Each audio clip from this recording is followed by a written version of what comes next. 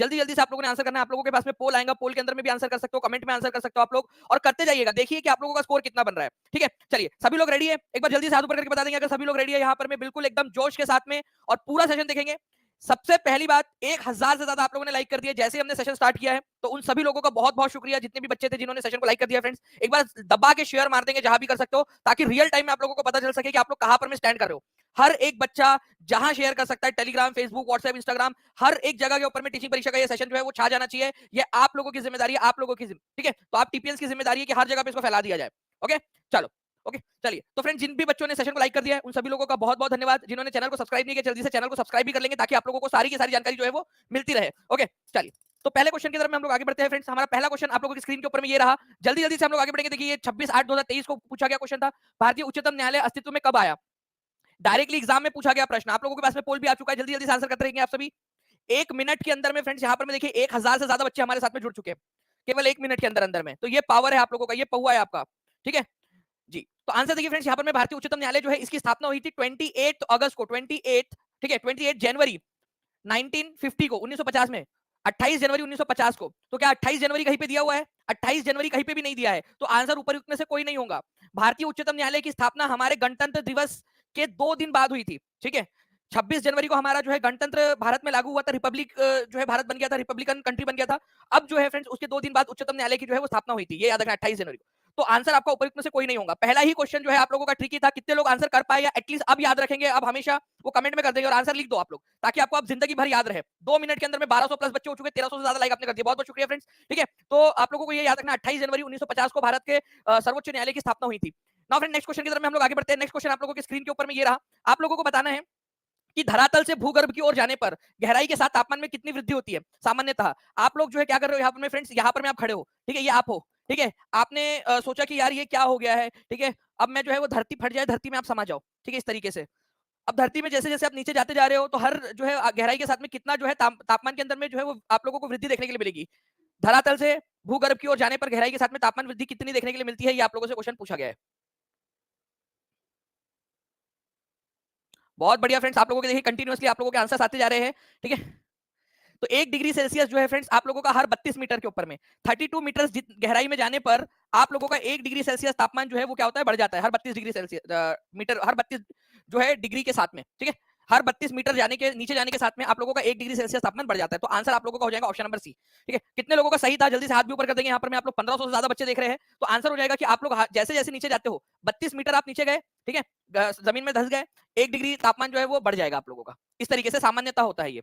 चलिए next question, निम्नलिखित governor जनरलों में से किसने निर्णय लिया, ठीक है, कौन था वो सफेद मुहा गवर्नर जनरल जिसने बहादुर शाह जफर, ठीक है, उनसे कहा कि आप जो है वो अंतिम मुगल सम्राट होंगे, और जब इनकी मृत्यु हो जाएगी तो इनके जितने भी नन्हे मुन्ने जो रहेंगे इनके, ठीक है, उनमें से किसी को भी वंशज नहीं माना जाएगा, शासक नहीं माना जाएगा, उनको केवल उनको राजकुमार माना जाएगा, शासक नहीं माना जाएगा। मतलब बहादुर शाह जफर आखिरी मुगल सम्राट होंगे, अंतिम मुगल सम्राट होंगे। ये किसने कहा था? ये क्वेश्चन इंपॉर्टेंट है फ्रेंड्स, बीपीएससी में भी बार बार आ चुका है ये क्वेश्चन। तो आंसर आप लोगों का क्या हो जाएगा? आंसर हो जाएगा यहाँ पर में कि अंतिम मुगल बादशाह होंगे, ये कहा था लॉर्ड कैनिंग ने। ठीक है, ये बहुत ही इंपॉर्टेंट क्वेश्चन है, लॉर्ड कैनिंग। मैं आपको बता दूं मल्टीपल एग्जाम्स के अंदर में आ चुका है फ्रेंड्स ये क्वेश्चन। ठीक है, मल्टीपल एग्जाम्स के अंदर में, तो इसको भी ध्यान रखिएगा आप सभी लोग। आंसर होगा इसका ऑप्शन नंबर बी आप लोगों का।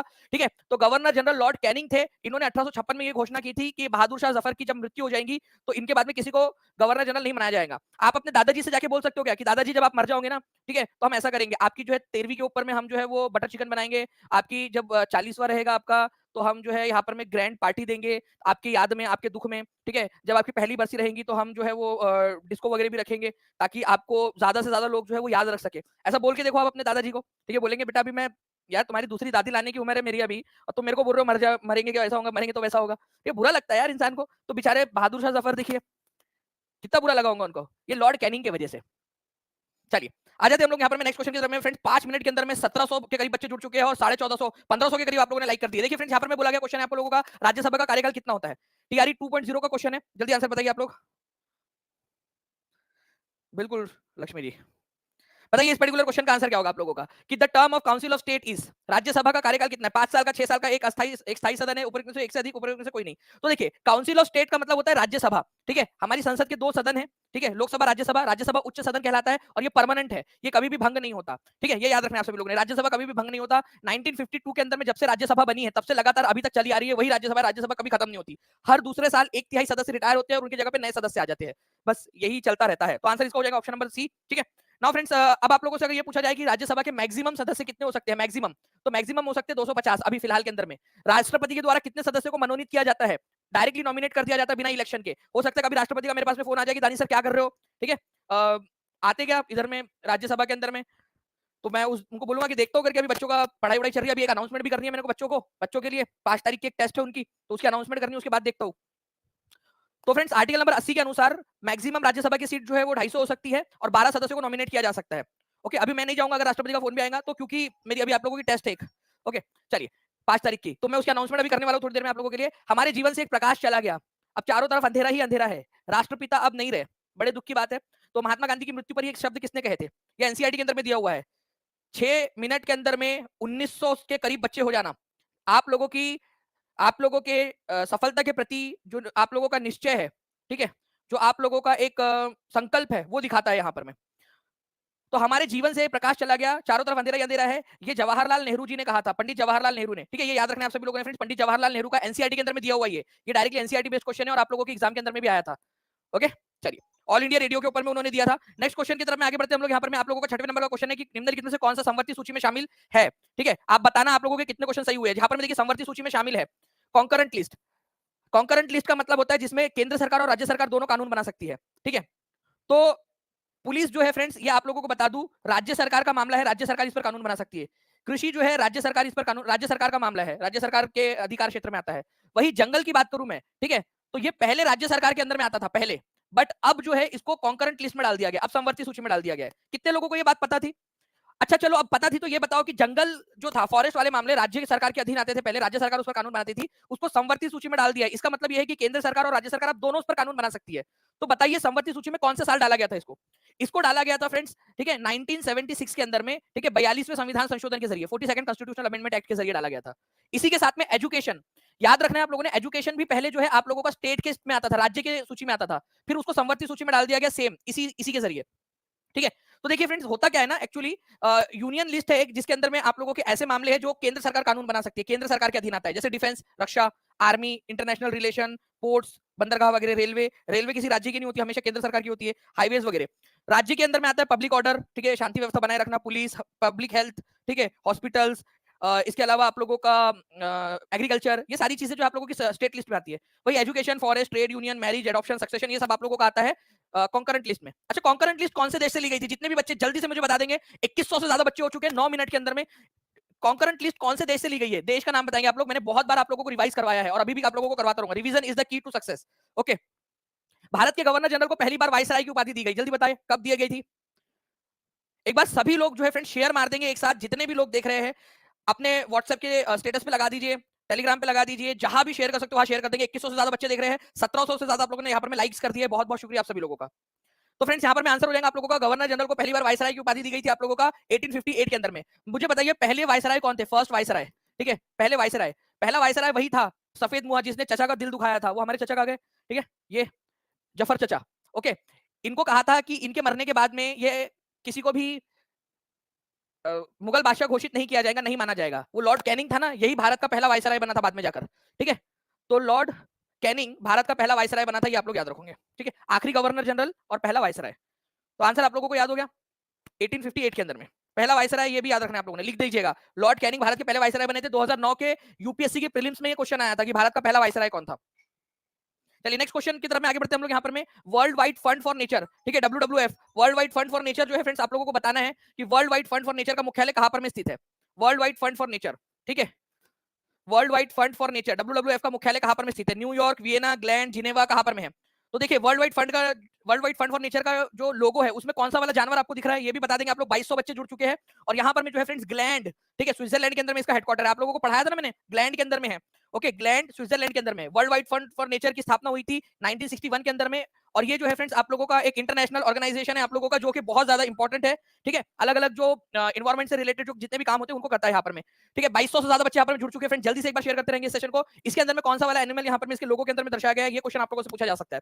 नेक्स्ट क्वेश्चन की तरफ में आगे बढ़ते हैं। बोनस क्वेश्चन आप लोगों का आपके एग्जाम में आया हुआ, ये क्वेश्चन का आंसर का जो है हर कोई बच्चा कमेंट के अंदर में आंसर कर देगा, हर एक बच्चे ने कमेंट में आंसर करना है, ठीक है। जल्दी से कमेंट में आंसर कर देंगे, जितने भी बच्चे देख रहे हैं हर एक बच्चा जल्दी से कमेंट के अंदर में आंसर कर देगा इस पर्टिकुलर क्वेश्चन का। WWF world wide fund for nature का पशु चिन्ह क्या है? जो भी आपको पढ़ा रहा हूँ एग्जाम से रिलेटेड है, आप देख रहे हो, ठीक है। तो अभी से बोल रहा हूँ, जो बच्चा ये लेक्चर अच्छे से देखेगा उसका फायदा होने वाला है। अभी आप लोगों की मैं अगले 5 मिनट में एक इंपॉर्टेंट वाली घोषणा करने वाला हूं, तो सभी लोग जुड़े रहेंगे। तो आंसर हो जाएगा आप लोगों का फ्रेंड्स विशालकाय panda, giant panda, B is the correct answer. Bonus question था आप लोगों का, किस राज्य में विधान परिषद की स्थापना और समाप्ति का प्रावधान? अगर विधान परिषद बनाना है या खत्म बनाना है या समाप्त करना है, ठीक है, तो संविधान के किस अनुच्छेद के अंदर में इसका उल्लेख किया गया है? 170, 169, 168, more than one of the above, none of the above, बताइए। तो आंसर जो है देखिए फ्रेंड्स क्या होगा। पहली बात तो विधान परिषद विधानसभा के अतिरिक्त होती है, विधानसभा सारे राज्यों में है, ठीक है। आप किस राज्य से बिलोंग करते हो जल्दी से बता दीजिए। ज्यादातर लोग जो है वो बिहार से ही है। बिहार के अंदर में विधान परिषद है, विधानसभा भी है, विधान परिषद भी है। यूपी के अंदर में विधानसभा भी है, विधान परिषद भी है। लेकिन अगर हम झारखंड की बात करेंगे तो वहां केवल विधानसभा है, विधान परिषद नहीं है। कल जाके झारखंड बोले मेरे को विधान परिषद चाहिए, तो फ्रेंड्स आर्टिकल नंबर कौन सा हो जाएगा? 169। इसके तहत वहां पर में जो है वो विधान परिषद बनाई जा सकती है, ठीक है, विधान परिषद। और अगर मान लो कि कल जाके बिहार बोले नहीं भाई हमको तो विधान परिषद चाहिए ही नहीं, बिहार वाले बोले हमको केवल विधानसभा चाहिए, तो फ्रेंड्स उसके अंदर में भी क्या होगा? समाप्ति के लिए भी 169 ही लगेगा। ये क्वेश्चन बहुत बार आता है, ये याद रखना, आपको कंफ्यूजिंग क्वेश्चन बताइए, तो इसको याद रखिए हर कोई बच्चा। 14 मिनट के अंदर में 2400 बच्चे जुड़ चुके हैं हमारे साथ में फ्रेंड्स, ठीक है। तो आंसर हो जाएगा यहाँ आर्टिकल नंबर 169। अब देखिए, विधानसभा सभी के पास होती है, गवर्नर सभी के पास में होता है। विधान परिषद, ठीक है, इसका आर्टिकल आप लोगों का है कि बनाना है या हटाना है, 169 में दिया है। ये संसद का काम है, संसद बना या बिगाड़ सकती है किसी भी राज्य में विधान परिषद, ठीक है। और विधान परिषद में कितने सदस्य होंगे, कैसी उसकी संरचना होगी, वो आर्टिकल 171 है। लेकिन इसको बनाना या बिगाड़ना 169 के 169 में है। विधान परिषद होंगी या नहीं होंगी 169 में है, अगर होंगी तो कैसी होंगी वो 171 में दिया हुआ है। केवल 6 राज्य ऐसे जिनमें विधान परिषद है। जल्दी से लिख दो मेरे को कौन कौन से राज्य। ये क्वेश्चन आप लोगों का आया था फ्रेंड्स बीपीएससी टीआरई की एग्जाम के अंदर में कि कौन कौन से राज्य है जिनके अंदर में विधान परिषद है। देखो ध्यान से, आंध्र प्रदेश, ठीक है, उत्तर प्रदेश, तेलंगाना, बिहार, महाराष्ट्र, कर्नाटक। यहाँ पर मैं अगर आप ऐसा मैप के थ्रू देखने की कोशिश करोगे तो यूपी, बिहार, महाराष्ट्र, कर्नाटक, तेलंगाना, आंध्र प्रदेश, बस ऐसे याद रख लेंगे आप सभी लोग फ्रेंड्स। ये 6 राज्य ऐसे जिनके पास में विधानसभा और विधान परिषद दोनों है, ओके। 169 के तहत किसी भी राज्य में विधान परिषद बनाई या हटाई जा सकती है। नेक्स्ट क्वेश्चन, दक्षिण भारत की सबसे ऊंची चोटी अनामुड़ी किस राज्य में स्थित है? 10 क्वेश्चन हो चुके हैं फ्रेंड्स, हमारे 60 क्वेश्चन है और 60 के 60 क्वेश्चन आप लोगों ने देखने हैं, ठीक है। जल्दी से, अभी थोड़ी देर के अंदर में आप लोगों के लिए एक बहुत इंपॉर्टेंट वाली अनाउंसमेंट है।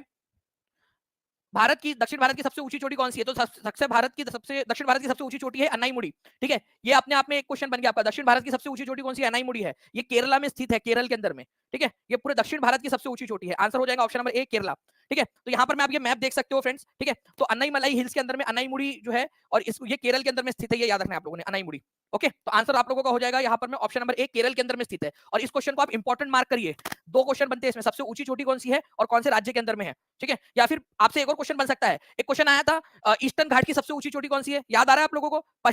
पूर्वी घाट की सबसे ऊंची चोटी कौन सी है? आया था कि नहीं आया था क्वेश्चन? महेंद्रगिरी उसका आंसर था एनसीईआरटी के अनुसार। कितने लोगों को याद है, हाथ ऊपर किए। आया था पूर्वी घाट की सबसे ऊंची चोटी महेंद्रगिरी, है ना। पूर्वी घाट मतलब इधर साइड की, इसकी महेंद्रगिरी नाम था।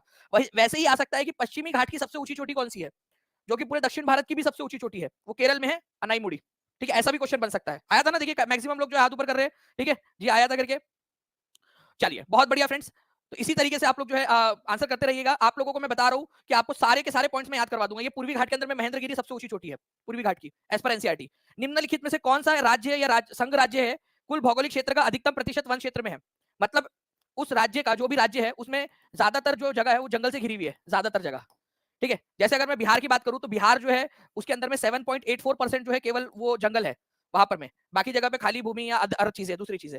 लेकिन एक राज्य ऐसा है जहां पर में फ्रेंड्स आप लोगों का जंगल ही जंगल है वहां पर में, ठीक है। तो बताइए उसका आंसर क्या होगा? सबसे ज्यादा जंगल। और ये क्वेश्चन आता है एग्जाम के अंदर में आप लोगों का, तो प्रतिशत के अनुसार पूछा है ना यहाँ पर में, परसेंटेज के हिसाब से। तो मिजोरम है फ्रेंड्स 84.53%, मिजोरम 84.53%, 53%, ठीक है। 84.53% जो है यहाँ पर में जंगल है, 84.53%, ठीक है। सबसे ज्यादा ये हो गया परसेंटेज के हिसाब से, मतलब कि ये जो राज्य है उसमें जंगली जंगल है, जंगली जंगल है। वैसे ही अगर एरिया वाइज अगर आपसे पूछूं कि एरिया के हिसाब से सबसे ज्यादा जंगल कहां पर में, एरिया मतलब सबसे ज्यादा जंगल एरिया के हिसाब से, वो राज्य बड़ा है तो वहां पर में ज्यादा जंगल भी है, तो वो राज्य हो जाएगा आप लोगों का मध्य प्रदेश। तो एरिया वाइज जो है फ्रेंड्स मध्य प्रदेश में सबसे ज्यादा जंगल है, ये याद रखना है आप लोगों ने, ठीक है। मध्य प्रदेश के अंदर में 2 चीजें याद रखनी है आप लोगों ने, क्षेत्रफल के हिसाब से या प्रतिशत के हिसाब से अगर बात करेंगे तो 84.53 के साथ में मिजोरम, और अगर क्षेत्रफल के हिसाब से बात करेंगे तो मध्य प्रदेश। ठीक है, चलिए 18 मिनट में 2600 के करीब बच्चे जुड़ चुके हैं, 1955 लाइक आपने कर दिए फ्रेंड्स। ऐसे ही एक बार दबा के शेयर कर देंगे, हम केवल 400 दूर है 3000 से। इस क्वेश्चन का आंसर जिसने लगा डाला उसकी लाइफ जिंगा लाला। इस क्वेश्चन का आंसर हर एक बच्चा करेगा। अगर आप ऐसे सुन भी रहे हो तो थोड़ी देर के लिए आ जाओ स्क्रीन के ऊपर में और इसका आंसर जरूर करो, आप सभी के सभी लोग। हर बच्चा इसका आंसर करेगा। स्क्रीन पर आ जाइए, अगर सुन रहे हो लेक्चर केवल तो भी उसके अंदर में आ जाइए और आंसर कर दीजिए इसका। सभी बच्चे कमेंट में आंसर कर दो। चलिए 2000 प्लस लाइक्स आपने कर दिए, 2005 लाइक्स, 2017 हो चुके हैं अब लाइक्स यहाँ पर में। आंसर हर एक बच्चे ने करना है। चलिए बहुत बढ़िया, 2021 लाइक्स कर दिए। चलिए जल्दी कंटिन्यूअसली संख्या बढ़ती जा रही है। तो भाखड़ा नांगल डैम सतलज नदी के ऊपर में है फ्रेंड्स, बिल्कुल सही बात है। सरदार सरोवर जो प्रोजेक्ट है ये नर्मदा नदी के ऊपर में है, गुजरात में, सही बात है। ठीक है, हीराकुंड बांध जो है वो महानदी पर स्थित है, उड़ीसा में, बिल्कुल सही बात है। अब मुझे ये बताओ, मैं आपसे जानबूझकर ये सवाल पूछ रहा हूँ कि आपको याद है या नहीं, नागार्जुन सागर डैम ये आप लोगों का जो है गोदावरी नदी पर नहीं है, तो कहां पर है? ये आंसर मुझे आप लोगों से चाहिए था, क्योंकि ये सिंगल क्वेश्चन बन सकता है अपने आप में। ठीक है, एक अपने आप में सिंगल क्वेश्चन बन सकता है, नागार्जुन सागर डैम कहां पर में है? तो नागार्जुन सागर डैम की अगर मैं बात करूं फ्रेंड्स आप लोगों का, तो ये डैम आप लोगों को कहां पर में मिलेगा? ये डैम आप लोगों को मिलेगा कृष्णा नदी के ऊपर में, कृष्णा नदी पर। ये भी बहुत इंपॉर्टेंट है, कृष्णा नदी के ऊपर में नागार्जुन सागर डैम। जितने बच्चों ने भी आंसर सही किया था उनको कांग्रेचुलेशन फ्रेंड्स, ऐसे ही आप लोग आंसर करते रहिए। ठीक है, तो ये आप लोगों को तेलंगाना और आंध्र प्रदेश की बॉर्डर पर मिलेगा, कृष्णा नदी के ऊपर में। ठीक है, नाउ नेक्स्ट क्वेश्चन आप लोगों का, गरजती चालीसा का संबंध किससे है? रोरिंग फोर्टिस, गरजती चालीसा। ठीक है, बढ़िया क्वेश्चन है ये, एग्जाम के अंदर में आया हुआ क्वेश्चन, डायरेक्टली स्क्रीनशॉट लगा दिया है। जिन बच्चों को नहीं पता है वो देखिए इसको अच्छे से, ताकि याद हो जाए आप लोगों को। ठीक है, गरजती चालीसा। देखिए हमारे हमारी दुनिया के अंदर में फ्रेंड्स दो गोलार्ध है, एक है नॉर्दर्न हेमिस्फीयर, एक है सदर्न हेमिस्फीयर, मतलब दक्षिणी गोलार्ध और उत्तरी गोलार्ध और दक्षिणी गोलार्ध। तो यहाँ पर में जो आप लोगों का उत्तरी गोलार्ध है, ठीक है, यहाँ पर में ज्यादातर लैंड मास है, नीचे में दक्षिणी गोलार्ध के अंदर में ज्यादातर पानी है, सदर्न हेमिस्फीयर में। तो यहाँ पर में जो साउथ वाला जो 40 वाला जो लेटीट्यूड है आपका, ठीक है, 40 नंबर का, 40 डिग्री लेटीट्यूड साउथ, ठीक है, 40 डिग्री लेटीट्यूड साउथ वाला, उसको बोला जाता है आप लोगों का दक्षिणी गोलार्ध की जो पूर्वी हवाएं है। ठीक है, दक्षिणी गोलार्ध की जो हवाएं होती है उनको बोला जाता है आप लोगों का, ठीक है, रोरिंग फोर्टीज। ठीक है, उसके बाद में वहां पर में होता है साउथ में, उसको बोला जाता है फ्यूरियस फिफ्टीज, स्क्रीमिंग सिक्सटीज। ठीक है, इस नाम से जाना जाता है, तो इसको भी याद रखेंगे आप सभी लोग। आंसर आप लोगों का क्या हो जाएगा? ठीक है, दक्षिणी गोलार्ध के अंदर, दक्षिणी गोलार्ध की है तो उत्तरी गोलार्ध तो इसका आंसर हो नहीं सकता आप लोगों का। ठीक है, तो आंसर क्या हो जाएगा इसका?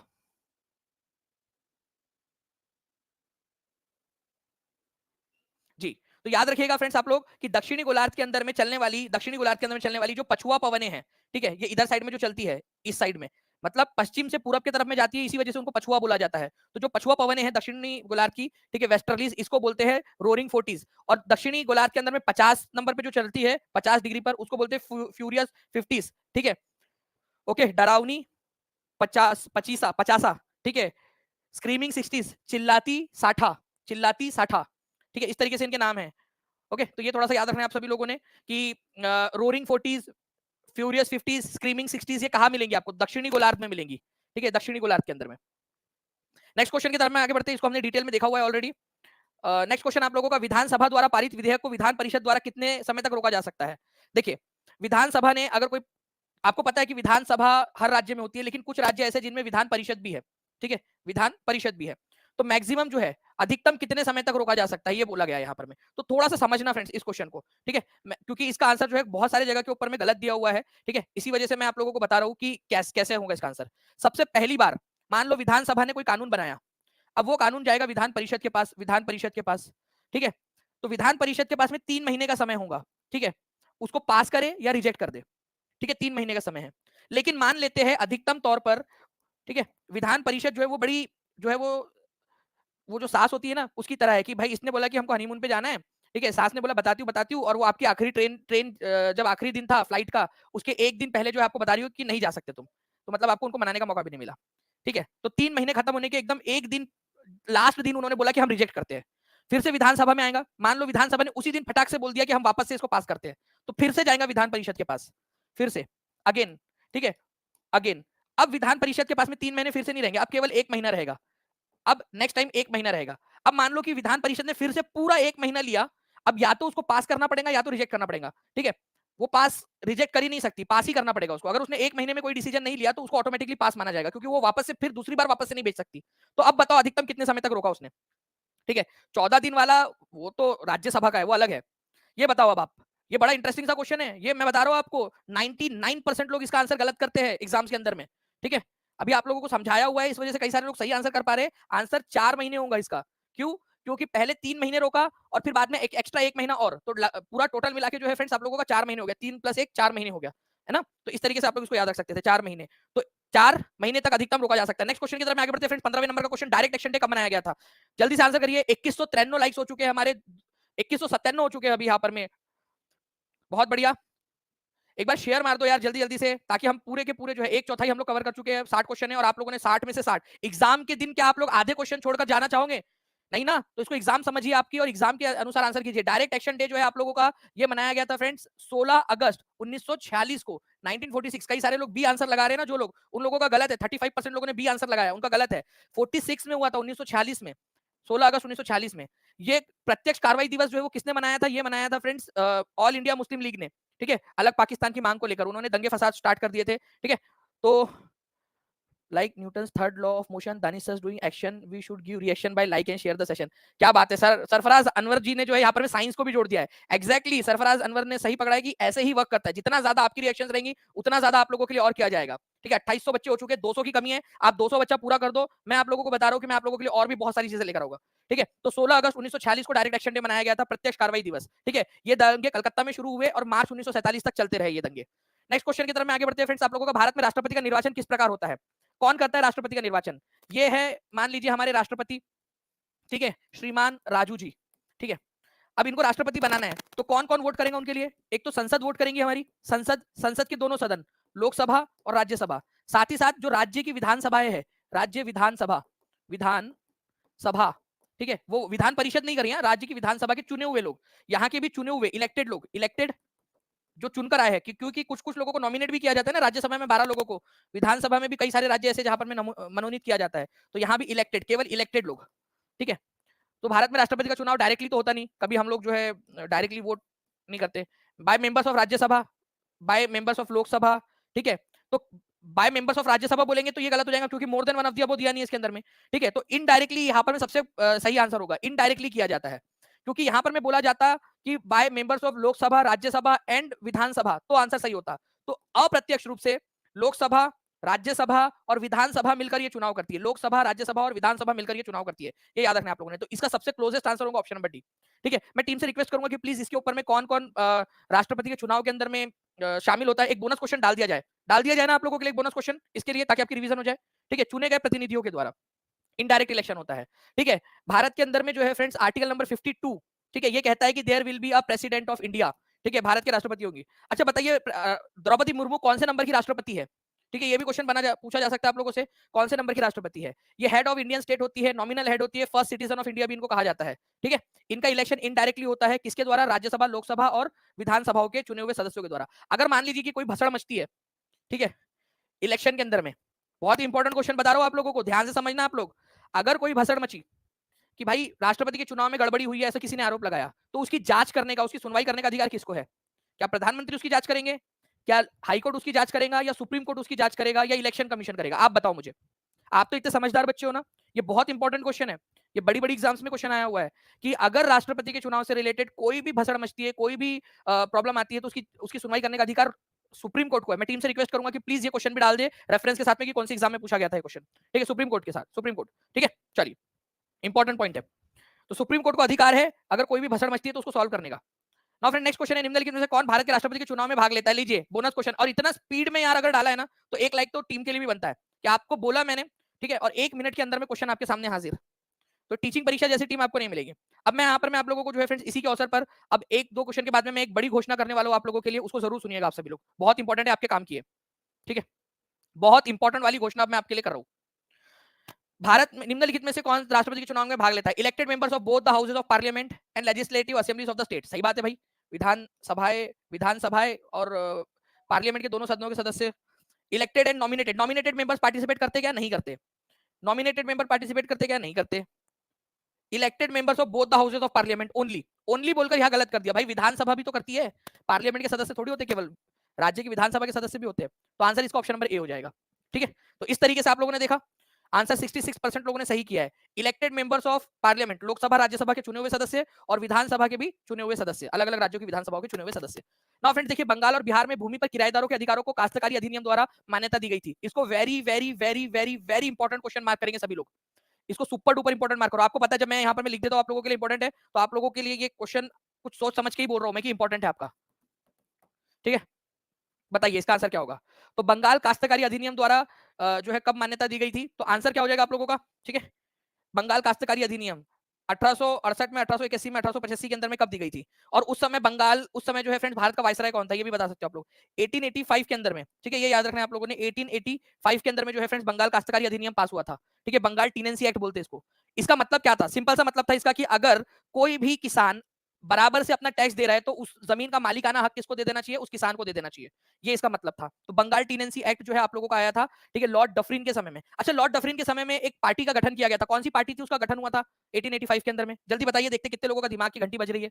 1885 में कौन सी पार्टी का गठन हुआ था, आप लोग बताओगे जल्दी से। 2935 बच्चे जुड़े हुए, केवल और केवल, वो गाना सुना है आप लोगों ने, थोड़ा है थोड़े की जरूरत है, तो बस बहुत थोड़े से की जरूरत है, एक साथ जोर लगा दो पूरे के पूरे 2900 लोग, ठीक है। हम लोग जो है केवल 65 जो बच्चे बचे हुए हैं, हम लोग उसको वहां तक आ जाएंगे, ठीक है। तो पाबना मूवमेंट की वजह से जो है फ्रेंड्स बंगाल टीनेंसी एक्ट आया था 1885 के अंदर में, ठीक है। चलिए नेक्स्ट क्वेश्चन की तरफ में आगे बढ़ते हैं फ्रेंड्स। देखिए टेरिटोरियल आर्मी पेपर 2 के अंदर में आया हुआ क्वेश्चन, राष्ट्रपति और उपराष्ट्रपति चुनाव से उत्पन्न होने वाली चुनावी विवादों का निपटारा प्रादेशिक सेना द्वारा किया जाएगा। कौन सी वाली जो है आप लोगों को, कौन इसको करता है, कौन इसको जो है सेटल करता है। Election commission of India, joint committee of parliament, supreme court of India, speaker of Lok Sabha. Territorial army paper 2 का पेपर है और ये आप लोगों के लिए क्वेश्चन दिखा दिया डायरेक्टली है कि भाई क्वेश्चन कैसे पूछता है। अगर राष्ट्रपति और उपराष्ट्रपति का कोई भी भसड़ मचती है चुनाव के अंदर में, तो सुप्रीम कोर्ट उसकी सुनवाई करता है, उसका निपटारा करता है। ये संविधान के अंदर में दिया है डायरेक्टली, ठीक है। तो आर्टिकल नंबर 71 के अनुसार राष्ट्रपति या उपराष्ट्रपति के चुनाव के अंदर में कोई भी संदेह या जांच या विवाद आता है तो उसको निपटारा करने का अधिकार जो है वो तुम्हारे सुप्रीम कोर्ट को, सर्वोच्च न्यायालय को है, as per the article number 71। Next question की तरफ आगे बढ़ते हैं friends. Which of the following national parks and wildlife sanctuary is located in west Champaran. इसका आंसर क्या 90% प्लस बच्चे दे सकते हैं इसका आंसर। 2449 लाइक्स आपने कर दिए फ्रेंड्स, ठीक है। 2938 बच्चे यहाँ पर में जुड़े हुए, 2947 हो चुके हैं। एक बार मैं चाहूंगा कि हर एक बच्चा एक एक जगह पे शेयर कर दे कम से कम। 2964 हो चुके हैं, केवल 36 बच्चे दूर है हम लोग। 2966 हो चुके हैं, केवल 34 बच्चे अभी। अगर आप में से हर एक बच्चे ने अपना कंट्रीब्यूशन दे दिया तो हम लोग पहुंच जाएंगे। तो देखिए यहाँ पर मेरे फ्रेंड नेशनल पार्क जो है, आंसर क्या हो जाएगा यहाँ पर इस पर्टिकुलर क्वेश्चन का, कि पश्चिमी चंपारण में। अब देखो ये मैप का क्वेश्चन है, जो मैप आपको टीआरई 4.0 की पेड क्लास में उपलब्ध करा दिया गया है। आप में से जितने भी बच्चे पेड क्लास के अंदर में, उन लोगों को पता होगा पश्चिमी चंपारण, ये मैप आपको मिला हुआ है। वाल्मीकि राष्ट्रीय पार्क वहीं पे है, ठीक है। वाल्मीकि वन्य जीव अभ्यारण्य पश्चिमी चंपारण में है, वाल्मीकि टाइगर रिजर्व पश्चिमी चंपारण में है, उदयपुर अभ्यारण्य पश्चिमी चंपारण के अंदर में है। अब बताओ आंसर क्या होगा। केवल 54% लोगों ने सही आंसर दिया, केवल और केवल 54% लोगों ने, मतलब आपको पढ़ने की जरूरत है। वाल्मीकि वन्य जीव अभ्यारण्य पश्चिमी चंपारण, वाल्मीकि टाइगर रिजर्व पश्चिमी चंपारण, वाल्मीकि राष्ट्रीय उद्यान नेशनल पार्क पश्चिमी चंपारण। तो इनमें से एक से अधिक, D is the correct answer. केवल 54% लोगों ने आंसर दिया है, जबकि ये मैं तीसरी बार करा रहा हूँ क्वेश्चन। तो revision is the key to success. 3000 plus बच्चों को हमने टच कर लिया फ्रेंड्स, आप सभी को बहुत सारी बधाई। ठीक है, ये पूरा का पूरा मैप जो है फ्रेंड्स आप लोगों को जो है मिल जाएगा पेड क्लास के अंदर में। अब फ्रेंड्स मैं आप लोगों को 29वें क्वेश्चन 20वें क्वेश्चन के बाद में मैं आप लोगों के लिए घोषणा करूंगा, जो मैं आप लोगों के लिए घोषणा लेकर आया हूं। निम्नलिखित में से कौन सा क्रांतिकारी काकोरी ट्रेन कॉन्स्पिरेसी से संबंधित नहीं था। काकोरी ट्रेन कांड कब हुआ था, डायरेक्टली एक क्वेश्चन आप लोगों का। काकोरी हुई थी, ठीक है, आप लोगों का अगस्त, ठीक है, 1925 के अंदर में, ठीक है, 9 अगस्त 1925 को। अशफाकुल्ला खान थे उसके अंदर में, ठीक है, राम प्रसाद बिस्मिल थे, प्रफुल्ल चाकी नहीं थे। प्रफुल्ल चाकी कहां पर में भाई, वो पता है ना आप लोगों को, Muzaffarpur bomb conspiracy case, Muzaffarpur bomb conspiracy case, उसमें रिलेटेड थे ये, काकोरी कांड में नहीं थे। 1909 में इनको जो है मुजफ्फरपुर बॉम्ब कॉन्स्पिरेसी केस का जो है मुख्य आरोपी जो बनाए गए थे यहाँ पर में ना, उसमें शामिल किया गया था इनको। ओके, तो मुजफ्फरपुर बॉम्ब कॉन्स्पिरेसी केस के अंदर में शामिल थे प्रफुल्ल चाकी। तो ये इंपॉर्टेंट पॉइंट है आप लोगों का, एग्जाम के अंदर में कभी भी पूछा जा सकता है, तो प्लीज इस पर्टिकुलर पॉइंट को याद रखिएगा। मुजफ्फरपुर बॉम्ब कॉन्स्पिरेसी केस आप लोगों का, ठीक है, 1908 वाला जो मुजफ्फरपुर बॉम्ब कॉन्स्पिरेसी केस था आपका, ठीक है। नेक्स्ट क्वेश्चन की तरफ में हम लोग आगे बढ़ते हैं आप लोगों के। नेक्स्ट, वाणिज्यिक लोहे का शुद्धतम रूप। अब ये क्वेश्चन का भाई हर कोई आंसर करेगा, इसको very very very important answer mark करिए आप लोग, ठीक है। हर एक बच्चा जल्दी से इसको आंसर का मार्क करेगा। आपको बताना है कि लोहे का शुद्धतम रूप क्या होता है। लोहे का शुद्धतम रूप क्या है, मतलब सबसे साफ लोहा आप लोगों को कौन सा मिलेगा।